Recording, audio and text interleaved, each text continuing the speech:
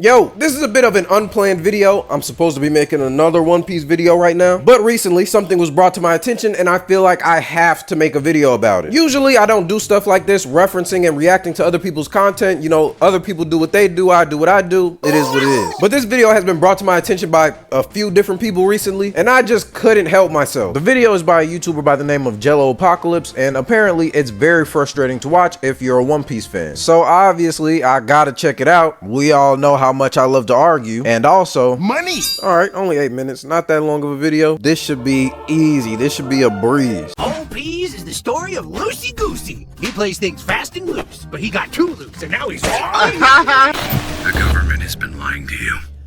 Our true history is written on magic Lego. Okay, I mean, so far, I kind of fuck with it. It's kind of a funny look at your first time going through One Piece. You start out thinking it's just this dumb story about this goofy kid, and then yeah, the true history is on magic Legos. So far, I don't really know what everybody's so upset about. Presentation is cool too, I fuck with the art. People on the Grand Line have the power of devil fruits, fueled by the dreams of what humanity could be. You know those dreams we all got? I want to wear something like a jacket.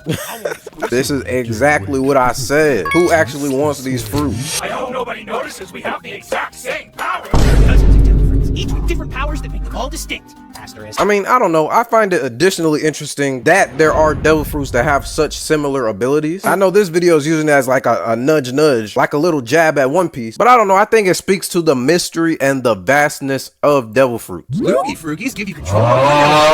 This narration is gonna drive me crazy. Loosey Gooseys, when he called Luffy that at the beginning, I let it slide. Please just call things by their real name. Ones that can. Those are called special parameciums, which can also be spelled like this. Okay. And then Old Peas is pretty wacky, which is to say most fights are just two people whacking each other until one of them decides to fall down. I'll be one of the first people to say One Piece fights are not my favorite fights in all of shonen or anything, but I think reducing them to people just whacking each other is pretty fucking stupid. It's not like One Piece fights have overly complicated choreography or anything, but there is a uniqueness to each fight with different abilities and different conditions around the fight. I don't know, I just feel like One Piece fights are better and more interesting than he's given it credit for. What do you mean Robin doesn't get any fights? She's like the strongest character. What? Wow, man. Wow.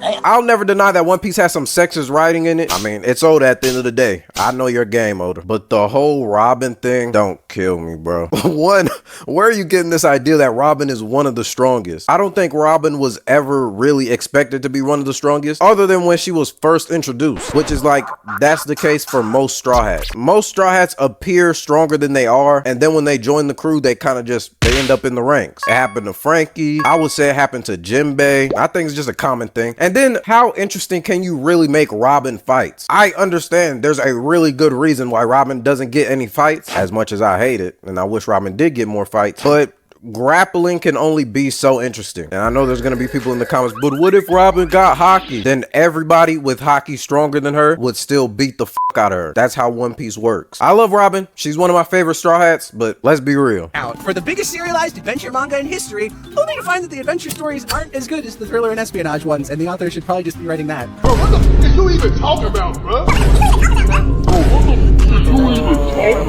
What? Where are you even getting this from? One, how many thriller and espionage moments are there even in One Piece? He used the Sanji and Water 7 as an example. Sanji was cool as shit during Water 7, but really, other than that moment, I can't really think of any. This feels like the thing that, honestly, hardcore, diehard One Piece fans do this shit too, where people will remember one instance of something and they really enjoyed that instance, and they will constantly beg for Oda to do it again. When what makes that instance so special is that it was a moment in time, but that is not the core of what One Piece is. In fact, I would go as far to say, apart from those one-off Sanji missions, One Piece's espionage stuff has been pretty underwhelming. And watch as Lucy has to punch the bad man in order to stop the natural disaster from crashing down and destroying an island that's shaped like a circle. This is every single arc. One Piece is very formulaic, but I enjoy that because of how One Piece plays with its formula and subverts it. One Piece islands are so unique and diverse. Why the fuck fuck would you reduce them to? Well, they're shaped like a circle. What kind of point even is that? I think Oda does use the whole we have X amount of time before this disaster happens pretty consistently, but I mean, that's usually only at the very end of the arc. It's not really tied into the overall narrative. Like you have Punk Hazard, Sky P, and Fishman Island here. And I just realized Fishman Island is labeled garbage. Don't get me started, bro. Other than these 3 arcs ending in some kind of disaster that the Straw Hats need to navigate, there's like no similarities between the 3 of them. So to try to make this point and pretend like these arcs are all the same when this is the only similarity that they have, I don't know, man. Feels pretty disingenuous. Alola Molazo is the right-hand man who Ha swords like an idiot and can Not teleport funny. in front of any woman, so long as it's for sexist reasons.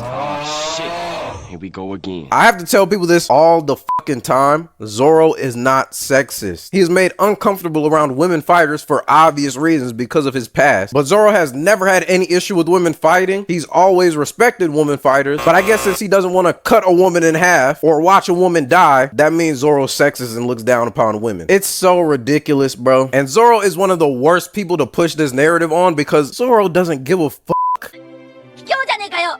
お前は俺の目標なんだぞ。そら、男だとか女だとか、俺がいつかお前に勝った時もそう言うのか？実力じゃねえみてえに。一生懸命特訓してる俺がバカみてえじゃねえかよ。Nami is a cat burglar who gets more pussy than the rest of the crew. I already know he's gonna say some stupid shit about Sanji, but I'm gonna be honest, should I even say this? The way he's drawing these characters feels very pandery and it's making my ass itch. I'm gonna be honest. It's not like I care about how people depict characters or anything. It's your art, do what you want, but alright bro, you're trying too hard. And now let's listen to the millionth person called Sanji a. In light of recent allegations, our crew has decided to cut ties with Mr. Vinsmoke. We are currently in talks to replace him with the hot, suave, good version of Sanji from the Netflix adaptation. No! Hell no! Oh my god, I'm gonna lose my mind. This has to be bait. People already know this, but I enjoy Sanji's eccentricity. I think One Piece is an absurdist manga, so absurd things do happen, and you have to take those absurd things with a grain of salt. I think it makes sense why they toned Sanji down in the live action. I don't think any of that shit would have flew in live action. But when we're talking about a cartoon, a manga, an anime, it's purposefully ridiculous. And honestly, live action Sanji is bland as fuck compared to anime Sanji. Robin is the most interesting character in One Piece. She's a woman! Shut up, bitch! I guess you could say Robin is the most interesting character in One Piece. I don't really think so. I don't even know if I would call Robin the most interesting female character in One Piece. How can you call One Piece sexist simply for not focusing on Robin, as if all the other Straw Hats just get so much more attention than Robin? Robin gets more attention than most of the Straw Hats by the narrative. Outside of the core 5 Straw Hats, like the original ones from East Blue, Robin probably gets the most attention. She gets more than Jinbei, more than Brook, more than Frankie, more than Chopper. Really, she gets more than all 4 of them combined. Marketable plushie! Chopper is just a marketable plushie. That's not a lie. I love you, Chopper, though. The rest! Where the fuck is Frankie? For most of them are so mid that their boat has more personality than they do. Huh? Main the Mission Mask with the main cast, where most of them are so mid that their boat has more personality than they do. Okay, this is a first. I've never seen somebody complain that One Piece characters don't have personality. That has to be the most ridiculous and obviously wrong statement I've ever heard. I just don't understand, man. Most people would argue that a lot of the Straw Hats are too good for the roles that they have. Like, they're such interesting characters that they wish they were more important to the overall narrative. The idea that they're bland, I'm at a loss for words. Fight back against an all-powerful evil government, the lapdogs who work as their enforcers. Except the ones the author thinks we're supposed to like, even though they're... Ah, shit.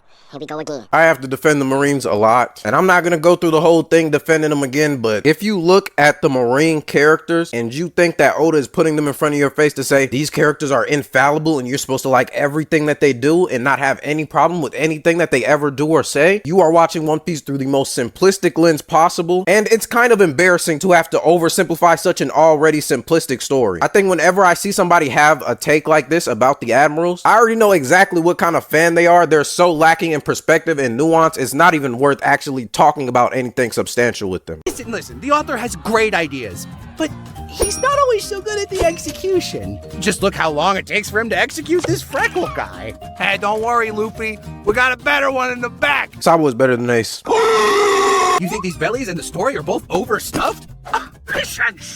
Oda doesn't need editors. Old Peas has 1,100 chapters and twice as many named characters. I'm sure all of these guys are absolutely essential. I think you can make the argument that One Piece is bloated. I think you could definitely make that argument for specific arcs, but I think this idea of looking at named characters and counting how many of them quote unquote matter. That's stupid. LOL, why isn't every character in your story a main character? What are you doing? I'm glad we wasted pages on these dudes instead of seeing the Straw Hats actually have any kind of dynamic with each other. Considering I made a whole video about the Straw Hats dynamic with each other, I don't really think this is true. Watch his breasts grow larger, negative space grows rarer, and the art gets sketchier and sketchier because the artist would literally rather kill himself than accept help from or credit any of his assistants. What the f is this weird ass criticism? Like, when did this become personal criticisms of the author? I don't really care about defending authors because if I'm being honest, I don't care about the author that much. Only as far as what they provide. But you don't know Oda. I don't understand what this weird narrative is you're about to spin, but we don't really know anything about Oda and internally what's going on with him and his assistants. But it's pretty normal for mangaka to not want to hand over the art duties to anybody else. I mean, look at Togashi. That nigga would rather not make a chapter for years than let somebody else do the art for him. That's pretty normal for older mangaka. I don't know why he's trying to frame it as if it's like this thing where Oda wants to take all the glory for himself. It's very weird. It's a weird narrative. Is reading too quick and easy?